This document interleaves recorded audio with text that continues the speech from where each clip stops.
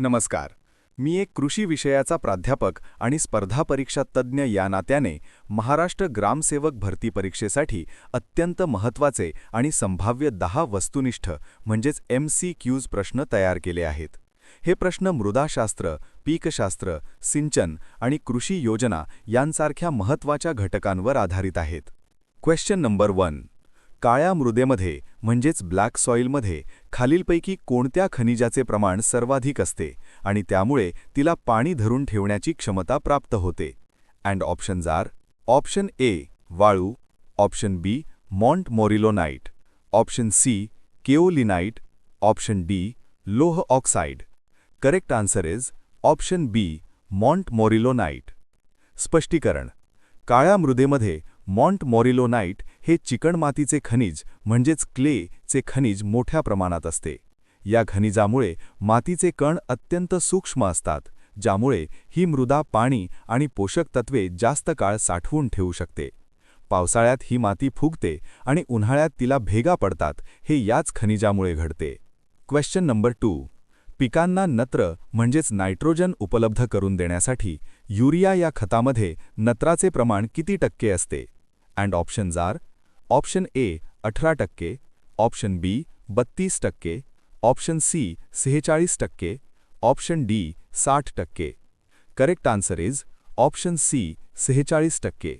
स्पष्टीकरण: युरिया हे सर्वाधिक वापरले जाणारे नत्रयुक्त खत आहे. यामध्ये 46% नत्र असते. हे खत पाण्यात लवकर विरघळते आणि झाडांना त्वरित उपलब्ध होते. म्हणून पिकांच्या शाकीय वाढीसाठी म्हणजेच पाने आणि फांद्या याचा वापर केला जातो. Question number 3. ठिबक सिंचन पद्धतीमुळे पाण्याची साधारणपणे किती टक्के बचत होते? And options are: option A 10 ते 20%, ऑप्शन बी 30 ते 50%, ऑप्शन सी 50 ते 70%, ऑप्शन डी 90 ते 100%. Correct answer is option C 50 ते 70%. स्पष्टीकरण: ठिबक सिंचन पद्धतीत पाणी थेट झाडाच्या मुळाशी थेंबाथेंबाने दिले जाते. यामुळे बाष्पीभवन कमी होते आणि पाणी वाया जात नाही. पारंपरिक प्रवाही सिंचन पद्धतीपेक्षा यात 50 ते 70% पाण्याची मोठी बचत होते आणि जमिनीचा पोतही बिघडत नाही. Question number 4.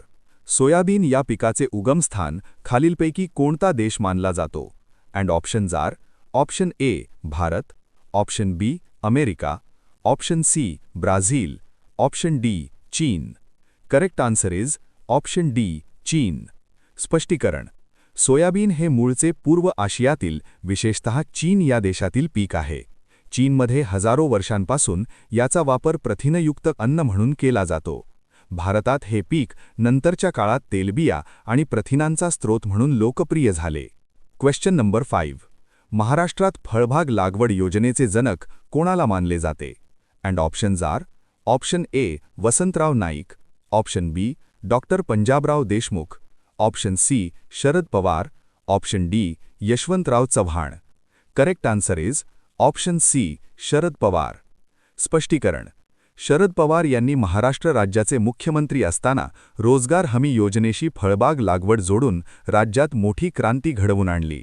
यामुळेच त्यांना महाराष्ट्रातील फळबाग योजनेचे जनक मानले जाते. Question number 6. खरीप हंगामातील पिकांची पेरणी साधारणपणे कोणत्या महिन्यात केली जाते? And options are: option A जानेवारी-फेब्रुवारी, ऑप्शन बी जून-जुलै, ऑप्शन सी ऑक्टोबर-नोव्हेंबर, ऑप्शन डी मार्च-एप्रिल. Correct answer is option B जून-जुलै. स्पष्टीकरण: खरीप पिके ही मान्सूनच्या पावसावर अवलंबून असतात. महाराष्ट्रात मान्सूनचे आगमन जून महिन्यात होते. त्यामुळे जमिनीची वापसा स्थिती पाहून जूनच्या दुसऱ्या पंधरवाड्यात किंवा जुलैच्या सुरुवातीला खरीप पिकांची पेरणी केली जाते. Question number 7. लिंबूवर्गीय फळांमध्ये कँकर हा रोग खालीलपैकी कशामुळे होतो? And options are: option A बुरशी, ऑप्शन बी विषाणू, ऑप्शन सी जीवाणू, ऑप्शन डी कीड. Correct answer is option C जीवाणू. स्पष्टीकरण: लिंबूवर्गीय पिकांवरील कँकर हा रोग झॅन्थोमोनस ॲक्झोनोपोडिस नावाच्या जीवाणूमुळे होतो. यामध्ये पानांवर आणि फळांवर तांबूस खडबडीत चट्टे पडतात, ज्यामुळे फळाची गुणवत्ता खालावते. Question number 8. गोपाल रत्न हा पुरस्कार कोणत्या क्षेत्रातील उत्कृष्ट कामगिरीसाठी दिला जातो? And options are option A शेती विस्तार, ऑप्शन बी दुग्ध व्यवसाय आणि पशुपालन, ऑप्शन सी मत्स्य व्यवसाय, ऑप्शन डी सेंद्रिय शेती. करेक्ट आन्सर इज ऑप्शन बी दुग्ध व्यवसाय आणि पशुपालन. स्पष्टीकरण.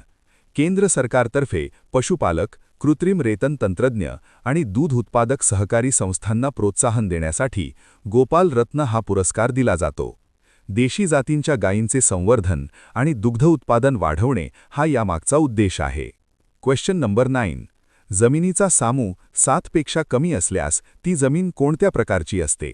And options are option A आम्लधर्मी, ऑप्शन बी विम्लधर्मी, ऑप्शन सी उदासीन, ऑप्शन डी क्षारयुक्त. Correct answer is option A आम्लधर्मी. स्पष्टीकरण. जमिनीच्या सामूचे मोजमाप 0 ते 14 दरम्यान असते. जर सामू 7 असेल तर ती जमीन उदासीन असते. 7 पेक्षा कमी सामू असल्यास ती जमीन आम्लधर्मी मानली जाते. अशा जमिनीत चुनखडीचा वापर करून सुधारणा केली जाते. Question number 10. खालीलपैकी कोणते अवजार जमिनीची दुय्यम मशागत म्हणजेच सेकंडरी टिलेज करण्यासाठी वापरले जाते?